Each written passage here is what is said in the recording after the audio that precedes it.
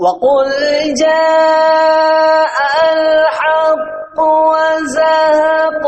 الْبَاطِلُ إِنَّ الْبَاطِلَ كَانَ زَهُوقًا۔ اور فرماؤ کہ حق آیا اور باطل مٹ گیا، بے شک باطل کو مٹنا ہی تھا۔ وہابی طلحہ سلفی کی جہالت اور دھوکے کا جواب۔ 5 دسمبر 2016 کو اہل سنت ریسرچ سینٹر ARC کی طرف سے میلاد النبی صلی اللہ علیہ وسلم کی شرعی حیثیت پر ایک ویڈیو مولوی ابو زید ضمیر کے اعتراض کے جواب میں اپلوڈ کیا گیا تھا۔ اس ویڈیو میں مفتی شیخ رضاء الحق اشرفی صاحب نے محدثین کا حوالہ دیتے ہوئے امام ابن حجر عسقلانی کا قول اور موقف میلاد النبی صلی اللہ علیہ وسلم کی دلیل میں پیش کیا تھا۔ امام ابن حجر عسقلانی نے صاف لفظوں میں عید میلاد النبی صلی اللہ علیہ وسلم منانے کے جواز پر صوم عاشوراء والی روایت کو بطور دلیل پیش کیا ہے، اور ابن حجر عسقلانی کی اس عبارت کو مفتی رضاء الحق اشرفی صاحب نے پیش کیا تھا، مگر طلحہ سلفی نام کے ایک وہابی مولوی نے ابن حجر عسقلانی علیہ الرحمہ کی اس دلیل کو گھما پھرا کر لوگوں کے سامنے پیش کیا اور کہا کہ ابن حجر عسقلانی نے میلاد النبی صلی اللہ علیہ وسلم منانے کی دلیل نہیں پکڑی، بلکہ ابن حجر نے تو یوم عاشوراء کو روزہ رکھنے کی دلیل اس سے پکڑی ہے۔ طلحہ سلفی نے امام ابن حجر عسقلانی کی پوری عبارت کو نہیں پڑھا اور صوم عاشوراء کی روایت کے آگے پیچھے کچھ نہ پڑھتے ہوئے لوگوں کو یہ دھوکہ دیا کہ امام ابن حجر یوم عاشوراء کے روزے کو ثابت کر رہے ہیں، حالانکہ ہر عقل مند یہ اچھی طرح سمجھ جائے گا کہ یوم عاشوراء کی روایت کو پیش کرنے کی وجہ روزے کو ثابت کرنا نہیں تھا، بلکہ وہ روایت تو میلاد النبی صلی اللہ علیہ وسلم کے جائز ہونے کے استدلال میں پیش کی گئی تھی۔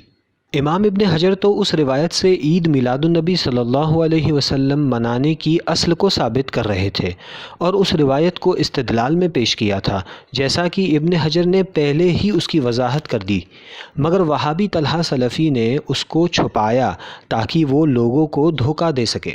اب ہم وہابی طلحہ سلفی کے اعتراض اور فریب کو آپ کے سامنے پیش کرتے ہیں۔ اچھا، دوسری دلیل امام ابن حجر عسقلانی رحمۃ اللہ علیہ کے قول سے دی ہے کہ امام ابن حجر عسقلانی رحمہ اللہ فرماتے ہیں کہ وہ یوم عاشوراء کا روزہ، تو امام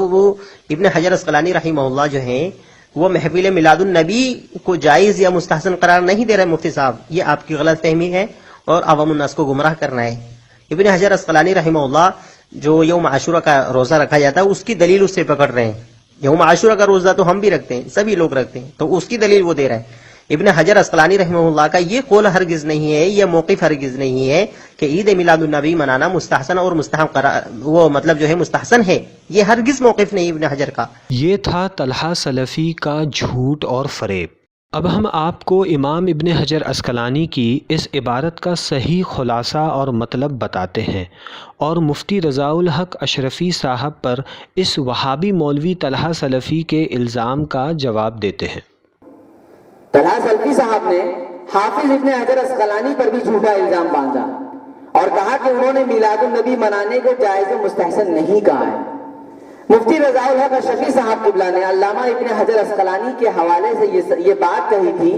کہ علامہ ابن حجر عسقلانی نے فرمایا کہ مجھے میلاد النبی منانے کے جواز پر ایک اصل مل گئی ہے، وہ اصل یہ ہے کہ یوم عاشوراء کو مدینہ کے یہودی اس لیے روزہ رکھتے تھے کہ اس دن ان کو یہ نعمت ملی تھی کہ اللہ تعالیٰ نے حضرت موسیٰ علیہ السلام اور ان کی قوم کو فرعون سے نجات دی تھی۔ نبی کریم صلی اللہ علیہ وسلم نے جب دیکھا کہ اس نعمت کے شکرانے میں یہودی روزہ رکھتے ہیں تو آپ نے اپنے صحابہ سے فرمایا کہ تم بھی روزہ رکھو۔ امام عسقلانی اس حدیث کو میلاد النبی منانے کی دلیل مان رہے ہیں کہ جب یہود ایک نعمت کے شکرانے میں عاشوراء کا روزہ رکھتے ہیں تو مسلمان میلاد النبی کے موقع پر اللہ کی نعمت کے شکرانے میں صدقات و خیرات کیوں نہیں کر سکتے اور خوشیوں کا اظہار کیوں نہیں کر سکتے؟ اس دن تو اللہ تعالیٰ کی سب سے بڑی نعمت اللہ کے رسول صلی اللہ علیہ وسلم کی ذات ملی ہے، اتنی سیدھی بات مولوی طلحہ سلفی وہابی کی الٹی کھوپڑی میں نہ آ سکی، اور انہوں نے مفتی رضا الحق اشرفی صاحب کی دلیل پر احمقانہ اعتراض کر دیا۔ اس لیے ہم یہاں طلحہ سلفی صاحب کو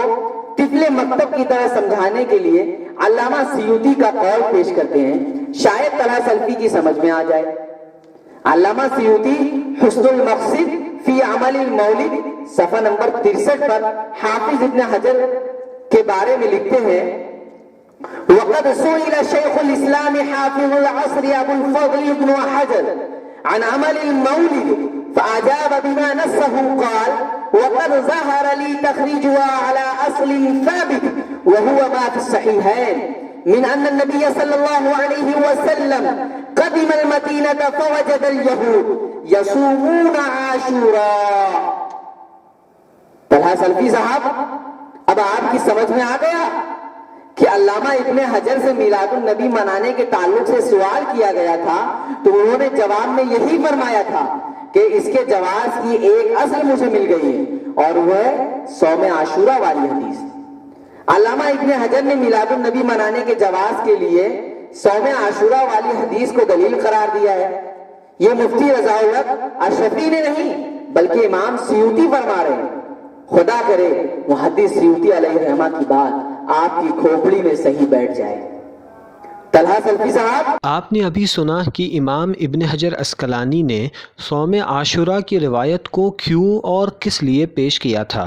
اور طلحہ سلفی نے کس طرح لوگوں کو فریب دیا اور جھوٹ بول کر امام ابن حجر اسقلانی کی اس دلیل کو گھما پھرا کر پیش کرنے کی کوشش کی۔ اللہ تعالی ہمیں وہابیوں کے دھوکے اور جھوٹ سے محفوظ فرمائے۔ وہابی طلحہ سلفی نے ایک قدم اور بڑھاتے ہوئے اپنے جھوٹ کو سہارا دینے کے لیے امام ابن حجر اسقلانی پر ایک اور بڑا جھوٹ باندھا اور یہ کہا کہ امام ابن حجر اسقلانی تو میلاد النبی صلی اللہ علیہ وسلم منانے کی تردید کر رہے ہیں،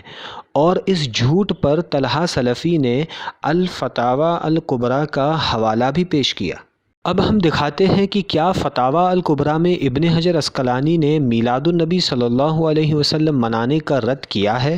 وہابی طلحہ سلفی کا جھوٹ سنیے۔ آئیے میں آپ کو بتاتا ہوں، مجھے لگتا ہے آپ کو اس کتاب کی ہوا بھی نہیں لگی ہوگی، میں آپ کو بتاتا ہوں ابن حجر اسقلانی کا کیا موقف ہے عید میلاد النبی کے تعلق سے۔ یہ کتاب ہمارے ہاتھ میں الفتاوی الکبریٰ، اس کا جلد نمبر 1 صفحہ نمبر 96 پر امام ابن حجر اسقلانی لکھتے ہیں کہ اصل مولود نبی صلی اللہ علیہ وسلم بدعت لم تنتقل عن السلف الصالح من القرون الثلاثہ، یعنی کہتے ہیں کہ اصل اس چیز کی یہ ہے، یعنی محفل میلاد کی، میلاد النبی کی، عید میلاد النبی کی اصل یہ ہے کہ یہ ایک ایسی بدعت ہے جو سلف صالحین کے زمانے میں ہرگز نہیں تھی۔ تو ابن حجر اسقلانی تو اتنا سخت فتویٰ دے رہے ہیں اور مفتی صاحب ہیں کہ اس کو جو ہے ابن حجر اسقلانی کے قول کو غلط سلط لوگوں کے سامنے پیش کر کے یہ ثابت کرنا چاہ رہے ہیں کہ ابن حجر اسقلانی بھی جو ہے محفل میلاد النبی کے قائل تھے۔ ارے بھائی، محفل میلاد کے قائل نہیں، وہ تردید کر رہے ہیں۔ الفتاوی الکبریٰ ان کی کتاب اٹھا کر کے دیکھیں آپ، اس میں کہہ رہے ہیں کہ اصل مولد النبی بدعت لم تنتقل عن السلف الصالح من القرون الثلاثہ، کہتے ہیں کہ اصل اس بدعت کی یہ ہے کہ ایک ایسی بدعت ہے جو سلف صالحین کے تینوں زمانوں میں سے کسی میں بھی نہیں تھی۔ تو ثابت یہ ہوا کہ ابن حجر اسقلانی رحمہ اللہ کے تعلق سے جو لوگوں کو عوام الناس کو گمراہ کر رہے تھے مفتی رضا الحق صاحب، وہ بھی ان کی بالکل جاہلانہ حماقت تھی اور غلط بات تھی، کیونکہ ابن حجر اسقلانی کا یہ موقف ہرگز نہیں ہے کہ عید میلاد النبی میں جو ہے منانا وہ جائز اور درست ہے، بلکہ ابن حجر اسقلانی رحمہ اللہ تو اس کی تردید فرما رہے ہیں فتاوی الکبریٰ کے اندر۔ یہ تھا طلحہ سلفی کا ایک اور دھوکہ اور کھلی ہوئی جہالت۔ اب ہم آپ کو فتاوی الکبریٰ کی اس عبارت کا صحیح مطلب اور امام ابن حجر اسقلانی علیہ الرحمہ کا موقف کیا ہے یہ دکھاتے ہیں۔ الفتاوی الکبریٰ کا نام لے کر آپ ہرگز علماء اہل سنت کو دھوکہ نہیں دے سکتے۔ علامہ ابن حجر اسقلانی کا قول وہی ہے جو امام سیوطی نے ذکر کیا ہے کہ اصل کے اعتبار سے میلاد النبی منانا ثابت ہے، البتہ شکل کے اعتبار سے انہوں نے اس کو بدعت یعنی ایک نئی چیز کہا ہے۔ اور سنیے سلفی صاحب، آپ اپنے شیخ ابو زید ضمیر صاحب کا ویڈیو کلپ پھر سن لیجئے گا، انہوں نے خود اقرار کیا ہے کہ جو چیز اصل کے اعتبار سے پرانی ہے لیکن شکل کے اعتبار سے نہیں ہے تو وہ عمل جو نبی کو پسند ہو لیکن اس کی شکل نبی کے زمانے میں موجود نہ ہو، شکل کے اعتبار سے وہ نیا ہے لیکن اصل کے اعتبار سے پرانا ہے. اس جملے کو یاد رکھیے، شکل کے اعتبار سے نیا ہے لیکن اصل کے اعتبار سے پرانا ہے. نبی سے ثابت ہے، نبی کو پسند ہے لیکن نبی نے کیا نہیں. وہ بری نہیں ہے. سلفی صاحب ہم بھی تو یہی کہتے ہیں کہ میلاد النبی پر اظہار خوشی کے یہ جدید طریقے، لائٹنگ، زیب و زینت اور جلوس وغیرہ اگرچہ قرون ثلاثہ میں نہیں تھے لیکن اصل کے اعتبار سے یہ چیز پرانی ہے، کیونکہ نعمت پر خوشی منانے اور شکر ادا کرنے کا حکم قرآن و حدیث میں ہے. لہذا میلاد النبی منانا اصل کے اعتبار سے ثابت ہے. الفتاوی کبریٰ کیا امام ابن حجر کی کسی کتاب میں کوئی وہابی مولوی یہ نہیں دکھا سکتا کہ امام عسقلانی نے میلاد النبی منانے کو بدعت مذمومہ اور حرام کہا ہے. اگر طلحہ سلفی صاحب کے اندر حق پسندی کا ادنا سا شائبہ بھی ہے تو ابن حجر عسقلانی کی وہ عبارت دکھائیں اور اس کا ایک اسکیل سامنے لائیں جس میں ابن حجر عسقلانی نے میلاد النبی منانے کو بدعت قبیحہ یا ناجائز و حرام لکھا ہے. ورنہ ہم اچھی طرح جانتے ہیں کہ وہابی نہ صرف یہ کہ علماء حق کے مقابلے میں لومڑی کی طرح بھاگتے ہیں بلکہ حوالوں میں کاٹ چھانٹ کرنا، بلکہ غلط حوالہ پیش کرنا وہابیوں کی فطرت میں شامل ہے. سلفی صاحب آپ کی معلومات کے لیے عرض کر دیتا ہوں کہ امام ابن حجر عسقلانی نے بھی بدعت حسنہ اور بدعت سیئہ کی تقسیم کی تائید کی ہے. انہوں نے اپنی کتاب شرح نخبۃ الفکر میں البدعہ کے عنوان کے تحت یہ فرمایا ہے: من القسم الاول وهي البدعة الممدوحة البدعة الحسنة قول امیر المؤمنین عمر بن الخطاب رضی اللہ تعالی عنہ في قيام رمضان نعمة البدعة هذه رواه البخاری فهي البدعة الحسنة. سلفی صاحب یہ عربی عبارت آپ کی سمجھ میں آ گئی. امام عسقلانی بھی بدعت حسنہ کا قول کرنے والے تھے. کیا آپ کو یہ کہنے کی ضد رہے گی کہ لوگوں نے بدعت حسنہ اور مذمومہ کی طرح لوگوں نے بدعت حسنہ اور مذمومہ کے نام سے دو طرح کی بدعتیں رائج کر رکھی ہیں؟ والسلام علیکم ورحمۃ اللہ وبرکاتہ وما علینا الا البلاغ. نیکسٹ پارٹ میں وہابی طلحہ سلفی کے دوسرے اعتراض کا جواب ضرور دیکھیے.